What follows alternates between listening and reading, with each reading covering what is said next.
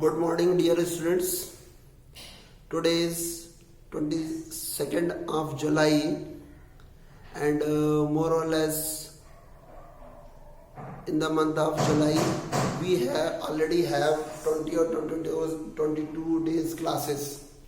During this time, only few people are attending the class out of 90 or 100 students. Again, I will say, we teachers are very disappointed the way you are not joining the classes. So every one of you who is listening me,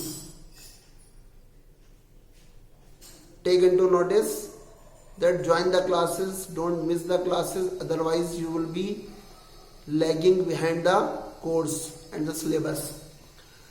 Today we have concluded the chapter of admission of a partner. In case of admission of a partner, we have discussed the calculation of new partner's capital. Situation you see, two partners were, this is question number 135, page number 4.190. Two partners were there, P and D. Their ratio was 3:1. They admitted lender L as a new partner for 3/8 share, and the new ratio is agreed as 3:2:3. Revaluation took place. Goodwill was also brought by the new partner, 16,000, and it was told to you that L is bringing proportionate capital. That means L is bringing his capital according to his share, which is to be calculated on the basis of the new capital of the firm. So how the things went on? We have made the revaluation account same way. First we have brought down the balances in the capital account. Undivided profits are divided. Goodwill, which is brought by new partner, is given to P because P is the only sacrificing partner. D is not sacrificing anything, so the whole amount of goodwill has gone to P. Revaluation profit took place, that is divided between two partners. Then only the capital of the new partner is calculated. How the capital of the new partner is calculated? Here you see. L is coming for 3/8 share. Capital is not given. Then what shall we assume? That firm's share was 1. Out of this share, L has got 3/8 share. Remaining share is 1 minus 3/8 is equal to 5/8.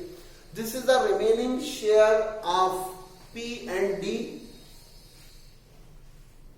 And what is the new capital? That we have calculated this way. We have balanced the capital account of old partners, and their new capital is 90,550, 24,850. The total is the new capital of old partners, and their new share is 5/8. So the assumption is, when 5/8 is the new share, new capital is this much. When new partner's share is 3/8, how much will be the capital? So here calculation is made. Total new capital of the old partners into reciprocal of their share into share of new partner. This way we have calculated the capital, and that entry is made. That entry is made, and his capital account is also balanced. So the very idea is that new partner's capital will not be given to you in the question, that we will have to calculate by entering everything in the revaluation account, in the capital account, except the new partner's capital. We will balance the capital account of old partners, and on the basis of the new capital, we will decide the capital of the incoming partner. So this was the thing which we have discussed today.